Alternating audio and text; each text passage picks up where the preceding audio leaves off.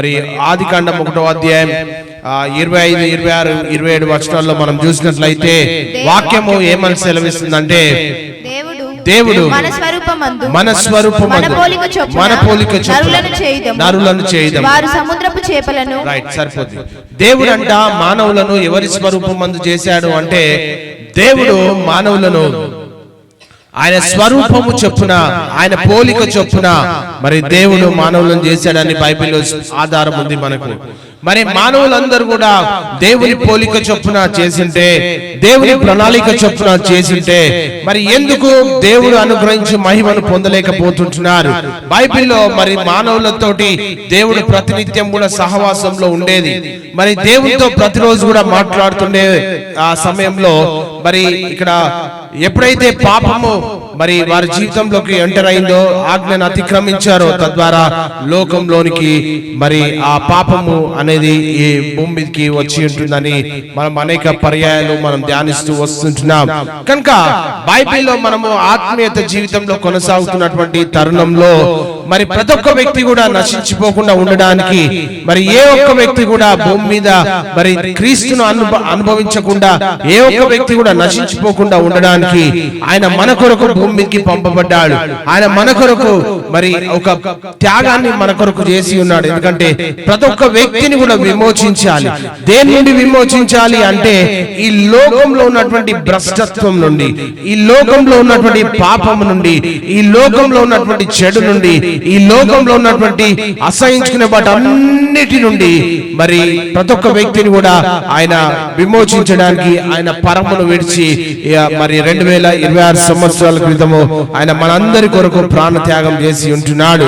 మరి బైబిల్లో మనం అనేక విషయాలను మనం ధ్యానిస్తూ వెళ్తుంటే, మరి యెషయా గ్రంథంలో 58వ అధ్యాయం 2వ వచనంలో కనుక మనం చూసినట్లయితే ఇక్కడ వాక్యము ఏమని సెలవిస్తుందంటే, 59 2వ వచనం, మీ పాపములు ఆయన ముఖములకు మరుగుపరచెను గనుక ఆయన ఆలకింపక ఉన్నాడని దేవుని యొక్క లేఖన భాగాలు చెప్తా ఉంటున్నాయి.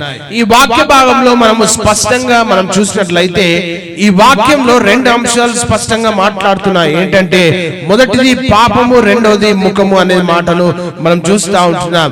ఈ పాపము అనేది ఎప్పుడైతే మానవులలో ఉంటుందో, ఈ పాప జీవితం ఎప్పుడైతే మానవుల్లో ఉంటుందో, మరి దేవుని నుంచి ఒక సంబంధం కలిగి ఉండలేం మనం.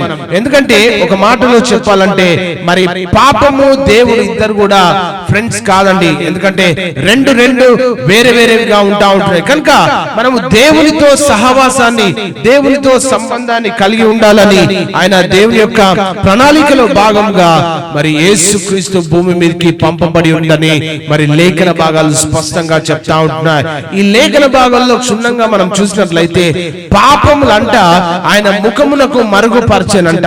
మన జీవితంలో అనేక రీతులుగా ప్రార్థన చేస్తాం, అనేక రీతులుగా దేవునితో సహవాసాన్ని కలిగి ఉండాలని చూస్తూ ఉంటాం. కానీ ఎప్పుడైతే ఈ పాపము అనేది ఉంటుందో, ఎప్పుడైతే ఈ పాపం మానవుల్లో ఉంటుందో, ఎప్పుడైతే ఈ పాపపు స్వభావం మానవుల్లో ఉంటుందో, మరి దేవునితో ఒక సంబంధాన్ని డిస్కనెక్షన్ లోకి వస్తాం, దేవునితో సహవాసం నుండి తప్పిపోతాం, దేవుని నుండి మరి ఒక దూరమైనటువంటి జీవితాన్ని జీవిస్తాం. ఇక్కడ వాక్యంలో చూస్తే, మీ దోషములు దేవునితో మన మధ్యలో వేరు చేసేననేది కూడా మనం చూడవచ్చు. ఇక్కడ ఏంటంటే, మన పాపములు దేవుని నుంచి మనల్ని దూరం చేస్తాయి.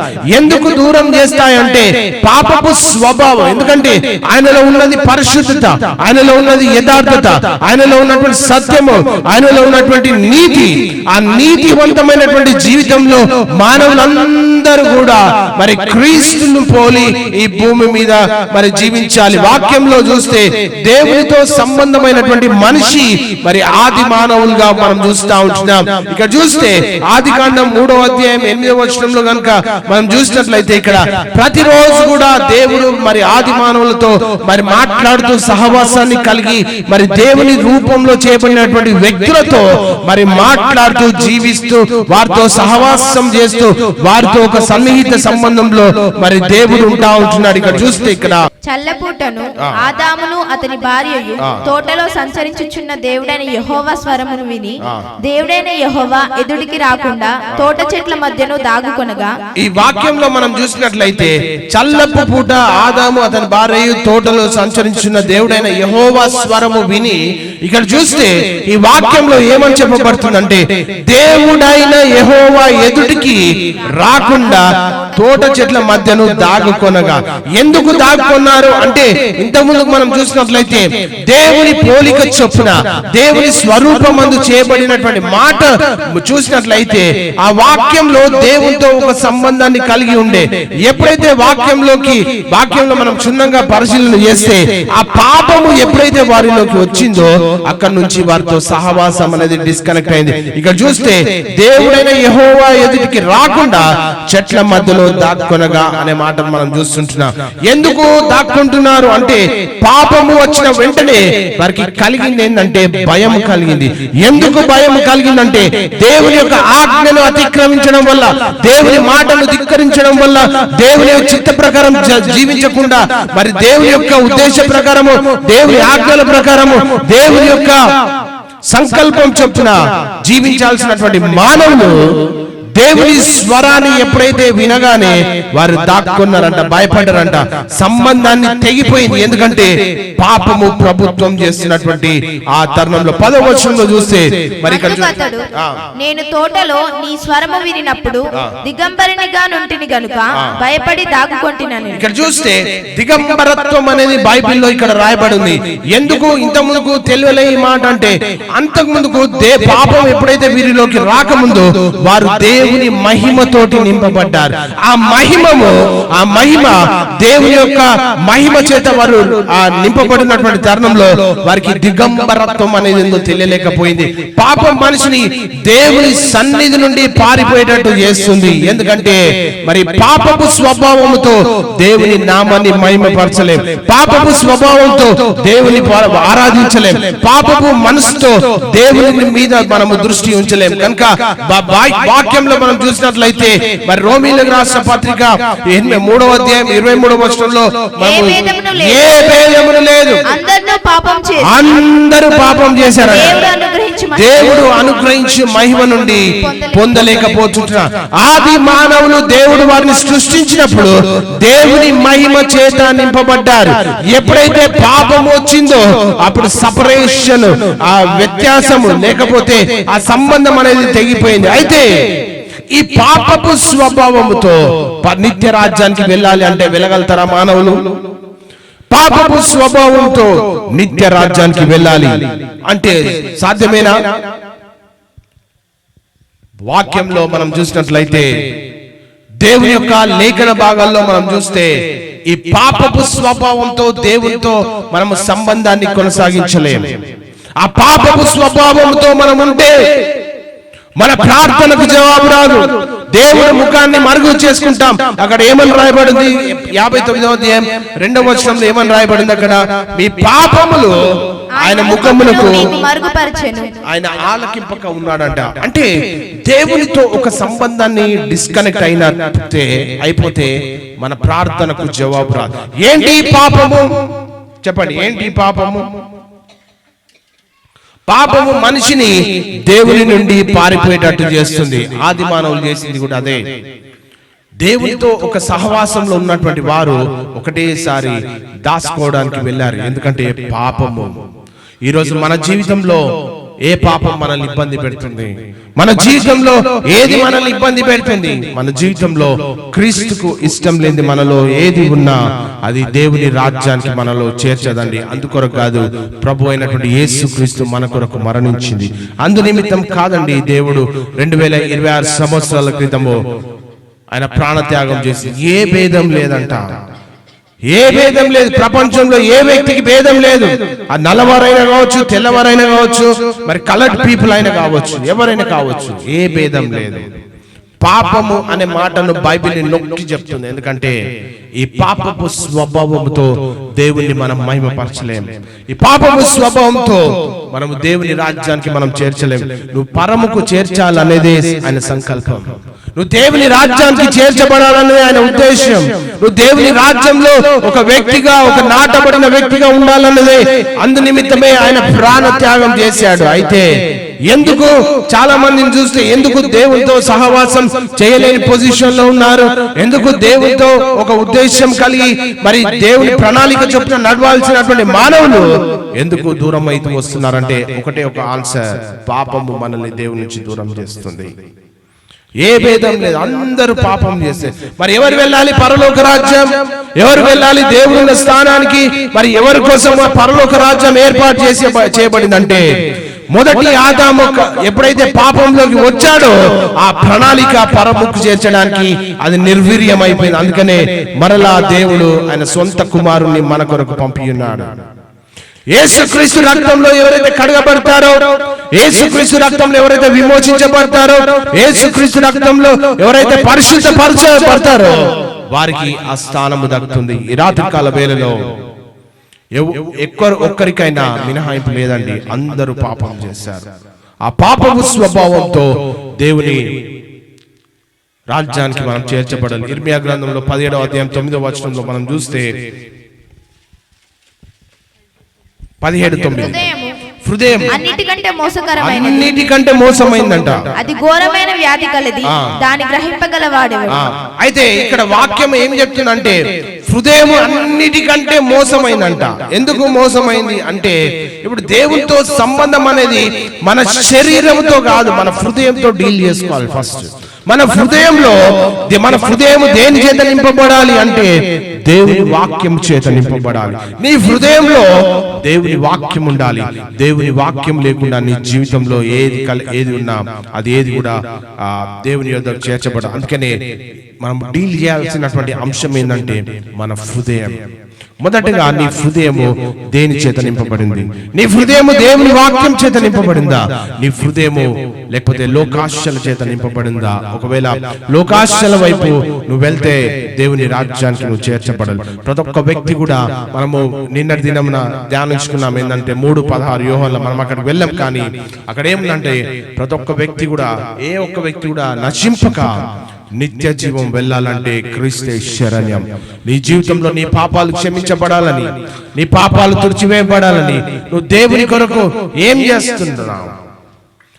ఎన్ని కార్యాలు చేసినా నీ పాపాలు క్షమించబడవు.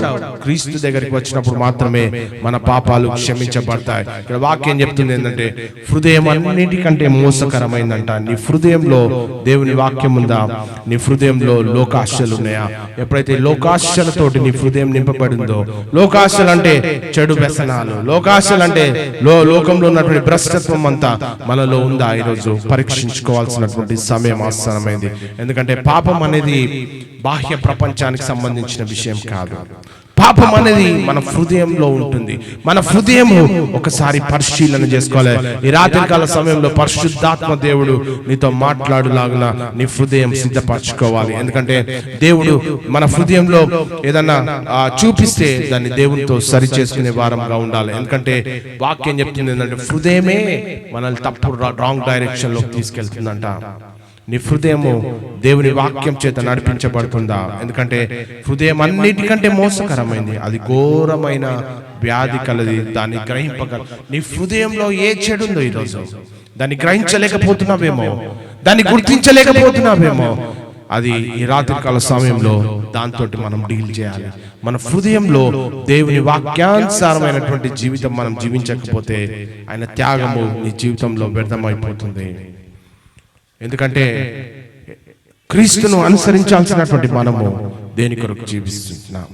అందుకని యాకోబు పత్రిక 1వ అధ్యాయంలో 14-15 వచనంలో చూస్తే ఇక్కడ ప్రతివాడును తన స్వకీయమైన దురాశ చేత ఈడ్వబడి మరులు కొల్పబడిన వాడై శోధింపబడును, దురాశ గర్భము ధరించి పాపమును కనగా. వాక్యం ఏం చెప్తుందంటే ప్రతివాడునంట తన స్వకీయమైన దురాశ చేత ఈడ్వబడి మరులు కొల్పబడిన వాడై శోధింపబడును, దురాశ గర్భము ధరించి పాపమును కనగా, పాపము పరిపక్వమై మరణమును కనును. ఈ పాపము ఎక్కడికి తీసుకెళ్తుంది? లాస్ట్ కి పాపం ఎక్కడికి తీసుకెళ్తుంది అంటే వాక్యం చూస్తే ప్రతివాడు, ఏ భేదం లేదు, ప్రతివాడు మనిషి అన్నోడు ప్రతి ఒక్కడు పాపం చేస్తాడు. అయితే పాపం కలిగి ఉన్నటువంటి మనిషి దేవుని దగ్గరకు వెళ్ళాలి. ఇప్పుడు దేవుడు సృష్టించినటువంటి మనిషి మరలా దేవుని దగ్గరికి వెళ్ళాలి. దేవుని దగ్గరికి వెళ్ళాలి అంటే ఏం చేయాలి అంటే వాక్యం చెప్తుంది ఏంటంటే, ప్రతి వాడంట మనకిష్టం వచ్చిన రీతిగా బ్రతుకుతున్నాం. ఈ రాత్రికాల సమయంలో నీ జీవితము దేవునికి ప్రీతికరంగా ఉందా? ఈ రాత్రికాల సమయంలో నేను అడుగుతున్నా, నీ జీవితము దేవునికి ప్రీతికరంగా ఉందా అని అడుగుతున్నాను. ఎందుకంటే వాక్యం చెప్తుంది ఏంటంటే, ప్రతి వాడు తన స్వకీయమైన దురాశ చేత మనం నడుచుకుంటున్నాం. ప్రతి వారం కూడా మన ఇష్టానుసారంగా బ్రతుకుతుంటున్నాం.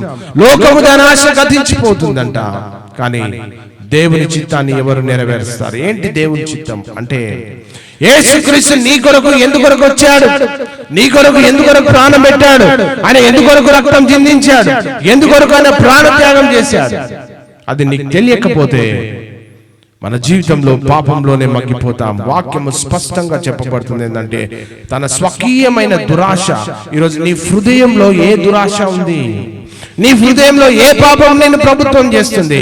నీ హృదయంలో ఏ చెడు నిన్ను ఇబ్బంది పెడుతుంది? అది పరీక్షించుకోవాల్సినటువంటి సమయం వచ్చింది. ఎందుకంటే ఏ ఒక్క వ్యక్తి కూడా నశింపక నిత్య జీవము పొందుకోవాలి. అంటే మొదటిగా మన హృదయంతో డీల్ చేసుకోవాలి. మన హృదయంలో దేవునికి ఇష్టమైంది, ఇష్టం లేనిది ఏందో ఒకసారి చూడాలి. నీ హృదయం నిండా దేవుని వాక్యం చేత నింపబడాలి. ఎందుకంటే వాక్యము ఏం చెప్తుందంటే, ఏ ఒక్క వ్యక్తి కూడా పరిశుద్ధుడు కాదు.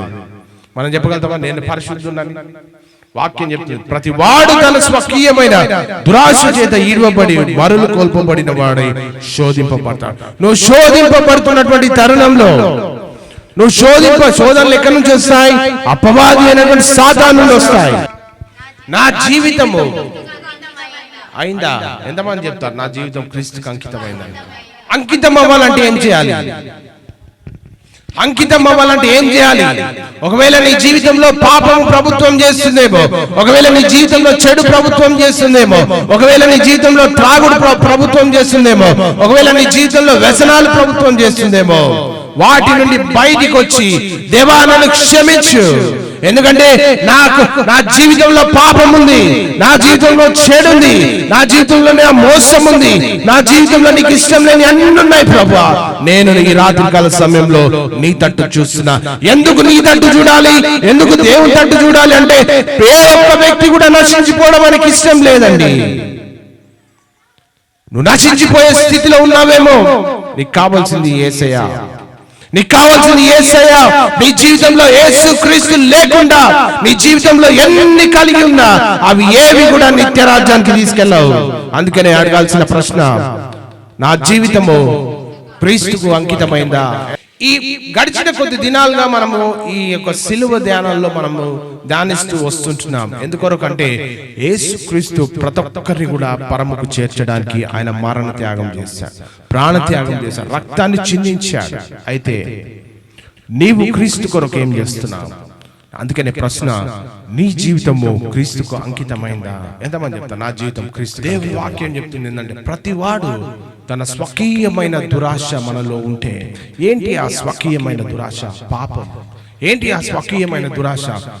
దేవునికి ఇష్టం లేని మనలో ఏదున్నా దేవుని రాజ్యానికి మనం చేర్చబడలేం. అందుకనే మన హృదయము అన్నిటికంటే మోసకరమైంది. నువ్వు చేయవలసింది, నువ్వు దేంతో డీల్ చేయాలి అంటే నీ హృదయంతో డీల్ చేయాలి. నీ హృదయం ఎటువైపు నిన్ను శోధిస్తుంది? నీ హృదయం ఎటువైపు నిన్ను శోధిస్తుంది? ప్రతిరోజు కూడా అది పరీక్షించుకోవాల్సినటువంటి సమయం. ఎందుకంటే వాక్యం చెప్తుంది ఏంటంటే, ప్రతి వాడు తన స్వకీయమైనటువంటి దురాశ మనలో ఉంటే, ఏంటి స్వకీయమైనటువంటి దురాశ అంటే, దేవునికి ఇష్టం లేని ఏది మనలో ఉన్నా పాపం. అందుకనే వాక్యం చెప్తుంది, దురాశ గర్భము ధరించి పాపమును కనగా. పాపం ఎట్లా కంటది? దురాశ గర్భము ధరించి పాపం కనగా పాపము పరిపక్వమై మరణానికి వస్తుంది. ఆ మరణము మనకు సంభవిస్తే నీ ఆత్మ ఎక్కడికి వెళ్ళాలి? ఆ మరణం మనకు సంభవిస్తే మన ఆత్మ ఎక్కడికి వెళ్ళాలి? ఈ రాత్రికాల సమయంలో మరణము సంభవిస్తే నీ ఆత్మ ఎవరి దగ్గరికి వెళ్ళాలి? నువ్వు దేనికి ప్రాధాన్యత ఇస్తున్నావు? నీ శరీరానికా, నీ ఆత్మక, నీ హృదయానికి ఇస్తున్నావు? దేనికి ప్రాధాన్యత ఇస్తున్నావు? వాక్యం చెప్తుంది ఏంటంటే ఈ లోకాశల వైపు వెళ్తే లోకాశలు నిన్ను పాపం వైపు తీసుకెళ్తాయి. లోకాశల వైపు వెళ్తే ఆ పాపము నిన్ను మరణం వైపు తీసుకెళ్తుంది. మరణించిన తర్వాత నువ్వు ఎక్కడికి వెళ్ళాలి? నీ ఆత్మ, శరీరము భూమిలోకి వెళ్ళిపోతుంది. నీ ఆత్మ పరిస్థితి ఏంది? నీ ఆత్మ ఎక్కడికి వెళ్ళాలి? యేసుక్రీస్తు వచ్చింది ప్రతి ఒక్క ఏ వ్యక్తి కూడా నశింపక నిత్య జీవము పొందినట్లు ఆయన మన కొరకు అనుగ్రహిస్తే ఈ రాత్రి కాల వేళలో నీ శరీరానికి భూమిలోకి వెళ్తే నీ ఆత్మ ఎక్కడికి వెళ్ళాలి? దురాశ గర్భము ధరించి పాపము కనుక పాపము పరిపక్వమై మరణం కంటుందంట. ఆ మరణము మనకు సంభవిస్తే ఎక్కడ? ఆశ, లోకాశ పాపం వైపు తీసుకెళ్తుంది. ఆ పాపము మరణం వైపు తీసుకెళ్తుంది. మరణము సంభవిస్తే మరణము శరీరము భూమిలోకి వెళ్తుంది. ఆత్మ ఎక్కడికి వెళ్ళాలి? నేను అడుగుతున్న ప్రశ్న. అందుకనే నీ జీవితము దేవునికి అంకితమైందా? ఈ రాత్రి కాల సమయంలో దేవుడు నీతోటే మాట్లాడుతున్నాడు. మనం అనుకుంటాం ఒక ఆత్మీయమైనటువంటి స్థితి, ఏదో టైం పాస్ అని అనుకుంటాం, కానీ సీరియస్ బిజినెస్. మనం ఆత్మతో, మన హృదయంతో మనం డీల్ చేసుకోవాల్సినటువంటి సమయం వచ్చేసింది. వాక్యం చెప్తుంది, దురాశ గర్భము ధరించి పాపము కనగా పాపం పరిపక్వమైతుంది, తద్వారా మరణం వస్తుంది. ఆది మానవులు భూమి మీద జీవిస్తున్నప్పుడు ప్రతిరోజు కూడా దేవుడు వారితో మహిమను పంచుకునేది. ప్రతిరోజు కూడా దేవుడు వారితో మాట్లాడేది. వారు దేవుని సన్నిధిలో గడిపేవారు. ప్రతిరోజు కూడా దేవుడు, ఆదాము అవ్వలు ఇద్దరు ముగ్గురు కూడా మరి మాట్లాడి సంభాషించుకునేది. ఎప్పుడైతే ఆజ్ఞ అతిక్రమించారో, పాపం వచ్చిందో, దేవుడి నుంచి వారికి సంబంధం తెగిపోయింది. ఈరోజు నీకు దేవునికి సంబంధం తెగిపోతుందా? ఈరోజు నీ ప్రార్థనకు ఏంటంటే వాక్యం ఏం చెప్తుందంటే 59:2 వచనంలో ఏమన్నా, పాపమును మీకు మరుగుపరచెను గనుక ఆయన ఆలకింపకున్నాడు అంట. పాపం ఉంటే ఎన్ని ఉపవాసాలు చేసినా, ఏం చేసినా అంతా వ్యర్థమే. కనుక మన జీవితాన్ని డీల్ చేసుకోవాల్సింది ఏంటంటే పాపాన్ని తీసేసుకొని దేవుని దగ్గరికి రావాలి. లోకాశని ఇబ్బంది పెడుతుందేమో, లోకంలో ఉన్నటువంటి ఆశలు నిన్ను ఇబ్బంది పెడుతున్నాయేమో, లోకంలో ఉన్నటువంటి వ్యసనాలు నిన్ను ఇబ్బంది పెడుతున్నాయేమో, అవేవి కూడా ప్రభు యుద్ధకు చేర్చవండి. అందుకని యాకోబు పత్రిక చెప్తే ప్రతివాడు అంట, ఏ ఒక్కర్లేదు, ప్రతివాడు, ఏ భేదం లేదు, అందరూ పాపము చేసి దేవుడు అనుగ్రహించి మహిమను పొందలేకపోతున్నారు. మహిమ రావడానికి నువ్వు ఈ దేవుని యొక్క మహిమను అనుభవించడానికే నిన్ను సృష్టించాడు దేవుడు. ఎంతమంది అనుభవిస్తున్నారు దేవుని మహిమను? ఇప్పుడు చెప్పండి. అందుకే నేను అడిగిన ప్రశ్న, నా జీవితము క్రీస్తుకు అంకితమైందా? చెప్పలేకపోతున్నామంటే అంకితము కాలే. మనం సెట్ చేసుకోవాలి, మన హృదయాన్ని సెట్ చేసుకొని దేవునికి ఒక సాక్షి బిడ్డలుగా మనం జీవించాలి. దురాశ గర్భం ధరిస్తుంది ఒక రోజు, చెడు గర్భము ధరిస్తుంది ఒక రోజు, పాపము గర్భము ధరించి పాపం కరగా పాపం ఏమైతుందంట? పరిపక్వానికి వచ్చి మరణానికి వస్తుంది. మరణం వచ్చిన తర్వాత నెక్స్ట్ ఏంటి? లైఫ్, నెక్స్ట్ జీవితం ఏంటి? అందుకనే వాక్యం చెప్తుంది యోహాను సువార్త 8వ అధ్యాయం, అందుకు యేసు పాపము చేయి ప్రతివాడు, ఎవరట? యేసు ప్రభు చెప్తున్నాడు ఏంటంటే, ఏం చెప్తున్నాడు ఇక్కడ? ప్రతివాడు. ఆ ప్రతివాడు అనే సమయంలో, ఆ స్థానంలో మనం ఉన్నామా? ఈ ప్రశ్న వేసుకోవాలి. ఏం చెప్తున్నాడంట? అందుకు యేసు పాపం చేయి ప్రతివాడు, పాపము చేయి ప్రతివాడు పాపమునకు దాసుడని మీతో నిశ్చయంగా చెప్పుచున్నాను. పాపము మన జీవితంలో ఉంటే మనం దేనికి దాసులమంట? దేనికి దాసులము? పాపమును. అందుకు పాపం చేయి ప్రతివాడు పాపమును. ఈరోజు పాపము మన జీవితంలో ప్రభుత్వం చేస్తే మనం దేనికి సంబంధించిన వాళ్ళం అంటే చీకటికి సంబంధించిన వాళ్ళం. మనం దేనికి సంబంధించినమంటే సాతానుకు సంబంధించిన వాళ్ళు. పాపం మన జీవితంలో ఉంటే దేవుని యొక్క వెలుగు మనలో ఉండదు. ఆ వెలుగు మన జీవితంలో రావడానికి 2020 సంవత్సరాల క్రితము ఆయన పరమును విడిచి మన కొరకు ప్రాణ త్యాగం చేశాడు. ఆ త్యాగంలో నువ్వు విమోచించబడ్డావా? ఆ త్యాగంలో నువ్వు రక్షించబడ్డావా? ఆ త్యాగంలో నీ పాపాలు కడగబడ్డాయా? ఇంకా ఆ పాపంలోనే మనం మగ్గిపోతున్నామా? ఈ రాత్రి కాల వేళలో మనం పరీక్షించుకోవాల్సినటువంటి సమయం వచ్చింది. వాక్యం చెప్తుంది ఏంటంటే పాపము చేయి ప్రతి వాడంట. అంటే నీ మీద ఏం, మన మీద ఏం ప్రభుత్వం చేస్తుంది? పాపము చేస్తే దేవుడు అంగీకరిస్తాడా? అంగీకరించాడు. అందుకనే పాపముతో దేవుని స్తుతించలేము, పాపముతో దేవుని ఆరాధించలేము, పాపముతో దేవుని. ఎందుకంటే వాక్యం చెప్తుంది ఏంటంటే మన ముఖములు ఏంటంటే అక్కడ 59:2 వచనం ఏమన్నది అక్కడ? పాపములు ఆయన ముఖమును మీకు మరుగుపరచను గనుక ఆయన ఆలకింపకున్నాడు. దేవుడు ఏం చేశాడంట? ముఖాన్ని మరుగుపరచాడంట. ప్రియ దేవుని సంగమా, ఈ రాత్రికాల సమయంలో నీ జీవితంలో ఏముంది? పాపము చేయి ప్రతివాడు పాపములకు దాసుడని నిశ్చయముగా నేను చెప్పుచున్నాను అంటున్నాడు. ఇది నేను చెప్పిన మాట కాదు, దేవుడు యేసుక్రీస్తు స్వయంగా ఆయన నోటితో చెప్తుంది. పాపము మానవులను బంధిస్తుంది. చెప్పండి అందరూ కూడా, పాపము మన జీవితంలో ఉంటే చెప్పండి అందరూ కూడా, పాపము మనసు వస్తలేదా? పాపము మన జీవితంలో ఉంటే ఆ పాపము మనల్ని బంధిస్తుంది. అందుకొరకు కాదు ప్రాణత్యాగం చేసింది ఆయన, నిన్ను స్వతంత్రునిగా చేయడానికి ఆయన ప్రాణత్యాగం చేశాడు. పాపము నుండి మనల్ని విడిపించడానికి. ఆ విడిపింపబడినటువంటి నీవు ఇంకా నువ్వు పాపంలోనే ఉన్నావా? ఇంకలోనే చెడులోనే ఉన్నావా? ఇంకా దురాశలోనే ఉన్నావా? హృదయంతో డీల్ చేసుకోవాలి. ఎందుకంటే పాపం ఏం చేస్తుందంటే మానవులను బంధిస్తుంది. ఎందుకు బంధిస్తుందంటే దుష్కార్యము చేయి ప్రతి వాడు ఏం చేస్తాడంట? వెలుగును ద్వేషిస్తాడంట. ఈరోజు మనం వెలుగు సంబంధులమా, చీకటి సంబంధులమా? ఆది మానవులకు ఎప్పుడైతే దేవుని మహిమ నుండి వారు దూరం అయిపోయారో లోకంలో కష్టాలు అనుభవించడం ప్రారంభించారు, లోకంలో శ్రమలు అనుభవించడం ప్రారంభించారు.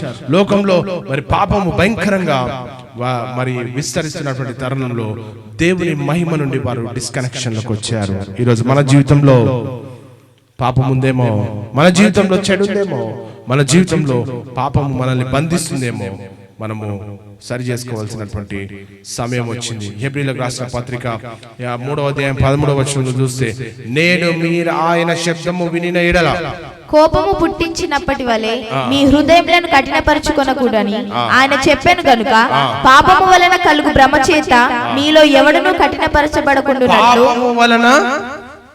కలుగు భ్రమ చేత మీలో ఎవడునూ కఠినపరచబడకుండును. భ్రమ అంటే ఏంది? పాపం చేసినా తప్పు కాదు సమర్థించుకోవడం, అంతేనా? ఇది ఏం తప్పు కాదండి, అందరు చేస్తారు కదా, నేను కూడా చేస్తున్నాను. ఎవరు చూస్తారు? ఎవరు చూడరు. అందుకనే ఆ భ్రమలో నుండి మనం బయటికి రావాలంట. ఏంటంట? నేడు మీరు ఆయన శబ్దము వినినేలా కోపం పుట్టించినప్పటి వలె మీ హృదయములను కఠినపరచుకొనకూడని ఆయన చెప్పాను గనుక పాపము వలన కలుగు భ్రమ చేత మీలో ఎవడను కఠినపరచబడకుండునట్లు నేడు అనబడు సమయం ఉండగానే నేడంటే ప్రతి దినము ఒకరికొకరు ఏం చేసుకోవాలి? బుద్ధి చెప్పుకోవాలి. ఏమని బుద్ధి చెప్పుకోవాలి? పాపము నుండి బయటికి వచ్చి క్రీస్తును వెంబడించాలి. ఎందుకు వెంబడించాలి క్రీస్తును అంటే క్రీస్తును కలిగి ఉంటేనే మనము నిత్య రాజ్యానికి వెళ్తాం. వాక్యం చూడండి ఇక్కడ, నేడు మీరు ఆయన శబ్దము వినినాడు. ఎంతమంది వింటారు వాక్యం? వింటున్నా? వాక్యం వినబడుతుందా మీకు? వినిపించలేదా? మీకు వినిపిస్తుందా? అక్కడ నేడు అనే శబ్దం, మీరు ఆయన శబ్దం వినినాడలా. దేని గురించి మనం డిస్కస్ చేస్తున్నాం?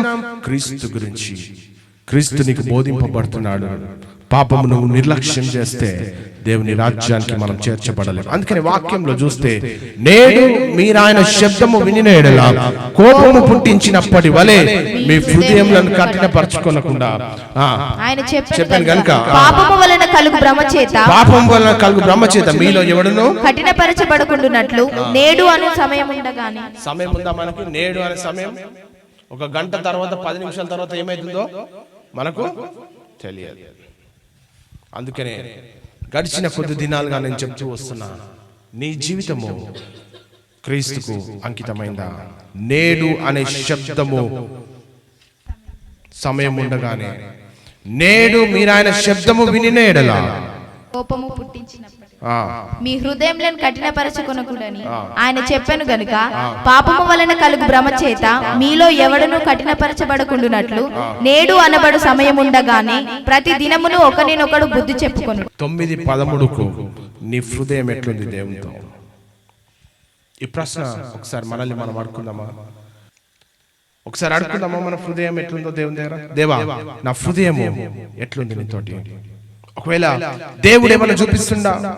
నేడు అనే సమయం ఉండగానే ప్రతి దినము ఏం చేయాలంట? సరి చేసుకోవాలి, బుద్ధి చెప్పుకొని. ఎందుకు బుద్ధి చెప్పుకొని సరి చేసుకోవాలి? నువ్వు సరి చేసుకోకపోతే నిత్య రాజ్యము మిస్ అయిపోతావు. నిత్య రాజ్యం మిస్ అయిపోతావు. పాపము మోసం చేస్తుంది. పాపం వల్ల జరిగే మరి నష్టము చాలా ఉంటుంది. ఎందుకంటే వాక్యం చెప్తుంది యెషయా గ్రంథంలో 59:2లో ఏమనుందంట, ఆయన ముఖమును మీకు మరుగుపరచెను గనుక ఆయన ఆలకింపకున్నాడు.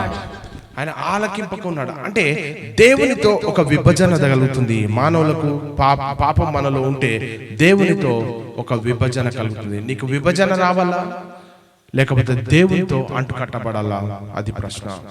ఎంతమంది చెప్తారు నేను దేవునితో అంటు కట్టబడాలి? అంటు కట్టబడితేనే నేడు అను శబ్దం ఉన్నప్పుడు ఏందంట, నేడు అనబడు సమయం ఉండగానే ప్రతి దినమును ఒకరినొకడు బుద్ధి చెప్పుకోకపోతే, పాపాన్ని విడిచిపెట్టకపోతే ఏమైతుందంట, అక్కడ పరిపక్వమై కంటే ఎక్కడ పోతుంది ఆత్మ అంటే నో ఆన్సర్ చేసుకోకుండా నేను ఎంత పెద్ద గ్రేట్ అన్న దేవుడు అంగీకరించాడు. నీ జీవితము వాక్యం చేత దిద్దబడాలి, నీ జీవితము దేవుని వాక్యం చేత కట్టబడాలి. అందుకనే వాక్యము స్పష్టంగా చెప్తుంది ఏంటంటే పాపము చేయి ప్రతి వాడు అంట పాపానికి దాసుడు. నువ్వు ఎవరికి దాసుడు? క్రీస్తుకు దాసుడవా, పాపానికి దాసుడవా? నీలో వ్యసనాలు ఉన్నాయా, చెడు అలవాట్లు ఉన్నాయా, పాపం ఉందా, మలినం ఉందా, దేవునికి ఇష్టం లేని ఏదున్నా నువ్వు పాపానికి దాసుడవే. ఒకవేళ పాపానికి దాసులవైతే ఏమవుతుందంటే దురాశ గర్భము ధరించి పాపం కనుక పాపం పరిపక్వమై మరణాన్ని కంటది. మరణం కంటే నేడు అనే శబ్దం ఉండగానే నీ హృదయము సరి చేసుకోకపోతే శరీరము భూమిలోకి వెళ్తుంది, ఆత్మ దాని దయచేసిన దేవుని దగ్గరికి వెళ్ళాలి అంటే నేడు అనే శబ్దం ఉండగానే మనం సరి చేసుకోవాలి. ఏమనుకున్నామంట, బంధుమిత్రులే ఎక్కడ వేరు, వాళ్ళు ఎక్కడ పోతున్నారు, మనం ఎక్కడ పోతున్నాం. లోకమంతా నీదని ప్రతి వాడు తన స్వకీయమైన దురాశ చేత పట్టబడుతున్నావేమో, లోకమంతా నాదని ఎంచుతున్నావేమో.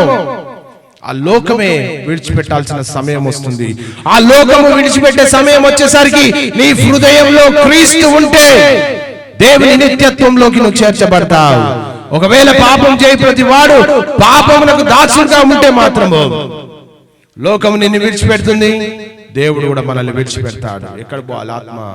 ఆత్మ దాన్ని దయచేసిన దేవుని దగ్గరికి వెళ్ళాలి అంటే క్రీస్తును కలిగి ఉండాలి. లోకమంతా నాదని ఎంచి బంధుమిత్రులు ప్రియులను తలచి అంతయు మోసమే, వ్యర్థమే, సర్వము ఇలలో వ్యర్థమే.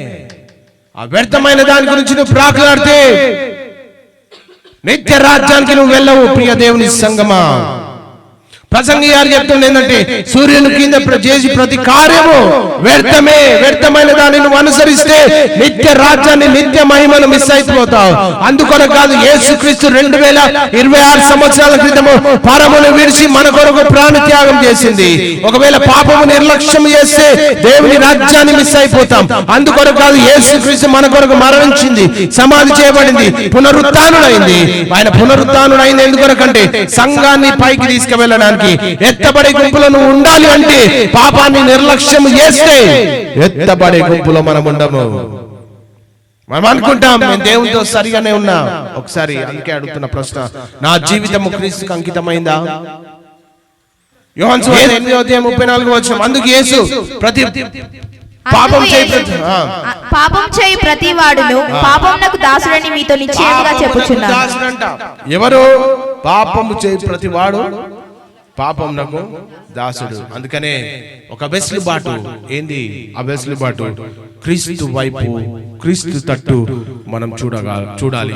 నేడు మీరు ఆయన శబ్దము వినిన ఎడల ఎంతమంది వినబడుతుంది వాక్యం?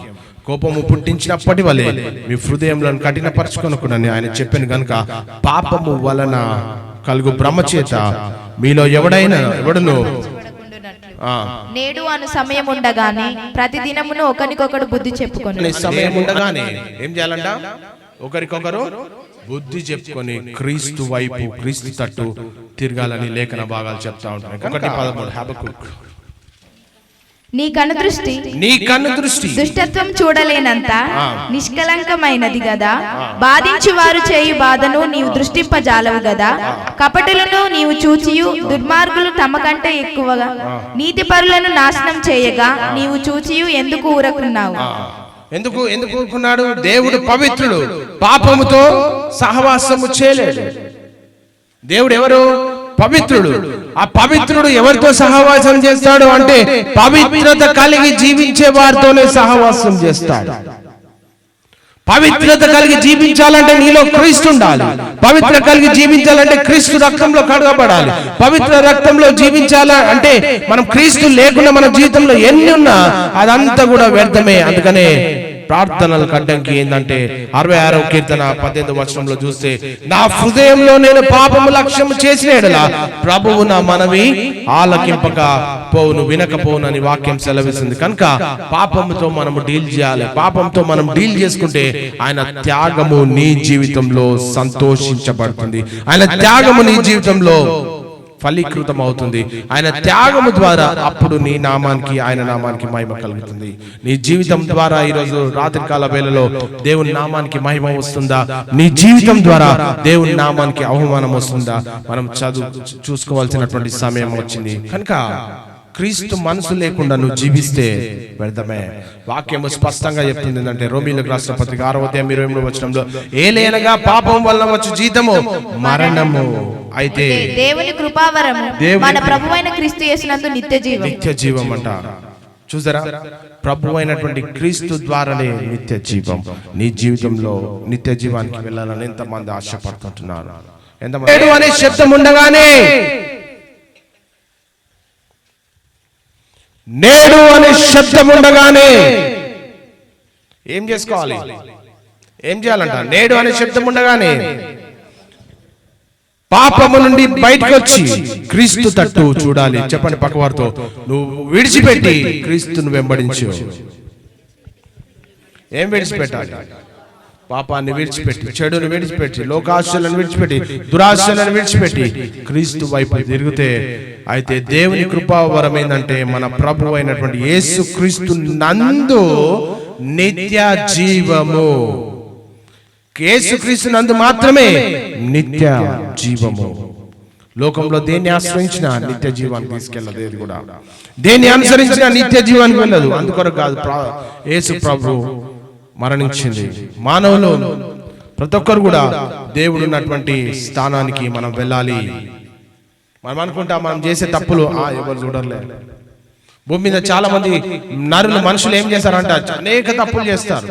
నేను చూడా, దేవుడు చూడడు, బంధువులు చూడరు, ఇంటి వారు చూడరు, ఎవరు చూడరు, చేసేటి అన్ని చేస్తూ ఉంటారు. కానీ ఆయన కన్నులు ప్రతి స్థలము మీద ఉంటాయి, ప్రతి వ్యక్తి మీద ఉంటాయి. ఈరోజు ప్రతి ఒక్క వ్యక్తి కూడా నిత్య జీవానికి వెళ్ళాలంటే నీకు కావాల్సింది యేసయ్య. యేసయ్య లేకుండా మనం నిత్య జీవానికి మనం వెళ్ళలేం. అందుకనే వాక్యం స్పష్టంగా చెప్తుంది ఏంటంటే, అపోస్తలుడైన పౌలు రోమీయులకు రాసిన పత్రిక 6వ అధ్యాయం 23వ వచనంలో, పాపం వలన వచ్చు జీతం మరణం, అయితే దేవుని కృపావరము మన ప్రభు అయినటువంటి యేసుక్రీస్తునందు నిత్య కృపను మనకి ఇవ్వడానికి వచ్చాడు. ఆయన రక్తంలో కడిగిన బిడ్డలందరూ కూడా అన్కండిషనల్ గా నిత్య రాజ్యానికి తీసుకుపోవడానికి క్రీస్తు మన కొరకు ప్రాణం పెట్టాడు, మన కొరకు త్యాగం చేశాడు, రక్తాన్ని చిందించాడు. ఈ రాత్రి కాల వేళలో నువ్వు ఎక్కడి నుంచి ఈ స్వరాన్ని వింటున్నా, నీకు నీ జీవితంలో నీకు కావాల్సింది డబ్బు కాదు, నీ జీవితంలో నీకు కావాల్సింది హోదా కాదు, నీకు కావాల్సింది ఎడ్యుకేషన్ బ్యాక్గ్రౌండ్ కాదు, నీకు కావాల్సింది క్రీస్తు మాత్రమే. క్రీస్తు ఉంటేనే నిత్య రాజ్యానికి మనం వెళ్తాం. చాలా మంది అనుకుంటారు, నేను చేసే పాపాలు ఎవరికి తెలుసు, నేను చేసే తప్పులు ఎవరికి తెలుసు, నేను చేసేది ఏం ఎవరికి తెలుసు అని అనుకుంటాం. కానీ ప్రకటన గ్రంథంలో ఒక మంచి మాటను చదువుకుందాం. మరియు గొప్పవారేమి కొద్దివారేమి. ఎవరంట? గొప్పవారేమి కొద్దివారేమి. గొప్పవారంటే ఎవరండి? గొప్పవారంటే కొద్దివారేమి మృతులైన వారందరూ ఆ సింహాసనం ఎదుట నిలవబడి ఉండుట చూచితిని. కొద్దివారేమి? మృతులైన వారందరూ. అందరూ మృతులైన వారందరూ, కొందరు కాదు, మృతులైన వారందరూ ఆ సింహాసనం ఎదుట, ఆ సింహాసనం ఎదుట నిలవబడి ఉండుట చూచితిని. అప్పుడు గ్రంథములు విప్పబడెను. అప్పుడు గ్రంథాలు విప్పుతాడంట. ఏం గ్రంథాలు?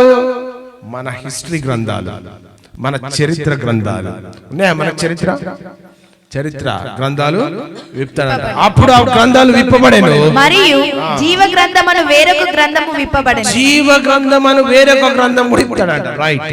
ఆ గ్రంథముల యందు వ్రాయబడి ఉన్న వాటిని బట్టి తమ క్రియల చొప్పున, ఆ గ్రంథమందు వ్రాయబడినటువంటి వాటిని బట్టి తమ క్రియల చొప్పున, ఎవరి క్రియలు చొప్పున? ఎవరి క్రియలు చొప్పున? నా క్రియ అయితే కాదా అంటామా? అనగలుగుతామా? నా క్రియల చొప్పున అయితే కాదు. అనగలుగుతామా? ఈ మాట అనగలుగుతామా? ఏమన్నది ఇక్కడ వాక్యం? తమ క్రియల చొప్పున మృతులు తీర్పు పొందిరి. చచ్చిపోయిన వాళ్ళు తీర్పు ఎట్లా వస్తుంది?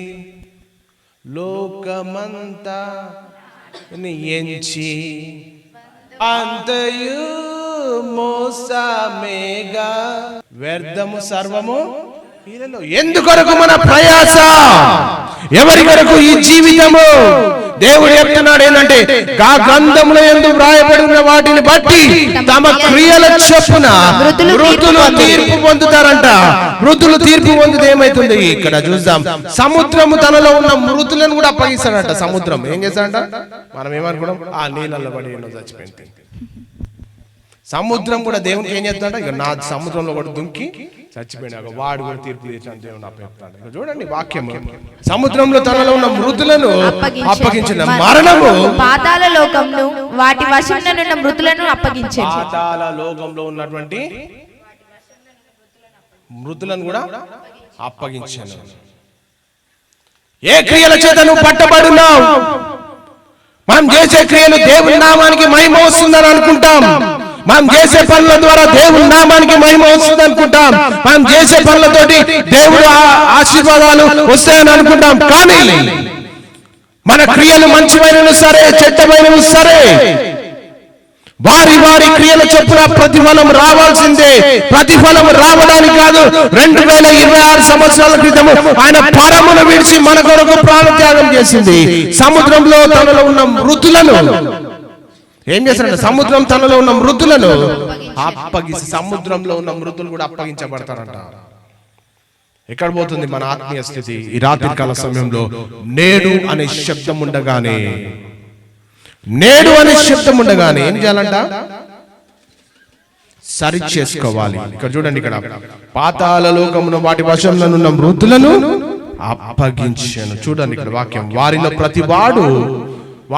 ప్రతివాడు తన క్రియల చొప్పున ఏ తీర్పు. అందుకనే నేడు అనే శబ్దం ఉండగానే మన జీవితాన్ని సరి చేసుకోవాలి. మనం అనుకుంటాం లోకంలో మంచిగా ఎంజాయ్ చేస్తాం, మనం లోకంలో అంత వెరీ గుడ్, లోకంలో మంచిది వెరీ గుడ్ అనుకుంటాం. కానీ సమయంలో నీ క్రియల చొప్పున తీర్పు రాకముందే ప్రశ్నించుకోవాల్సినటువంటి మాట ఏంది? నా జీవితము క్రీస్తు అంకితమైందా? నా జీవితము క్రీస్తుకు అంకితమైందా? మనం అనుకుంటాం ఏ క్రియలు చేస్తున్నావు? నీ జీవితం ద్వారా దేవుని నామానికి మహిమ వస్తుందా? నీ జీవితం ద్వారా దేవుని నామానికి అవమానం వస్తుందా? మరి అనేకుల మధ్యలో మనం జీవిస్తుంటున్నాం.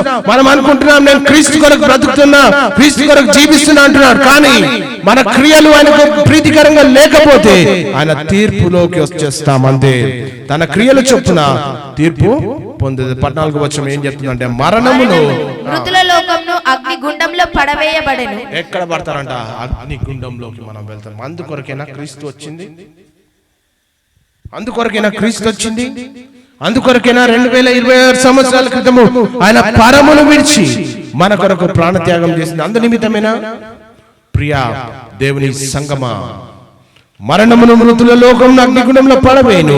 ఈ అగ్నిగుండము రెండవ మరణం. చాలా మంది ఏమనుకుంటారు, ఒకసారి చచ్చిపోయినాక కథం, ఇక మనం డైరెక్ట్ ఇక్కడ కళ్ళు తెరిస్తాము దేవుని రాజ్యంలోనే పరిశుద్ధుడు ఉండే కన్నే పోతాం మనం అందరం అనుకుంటాం. అంతేనా?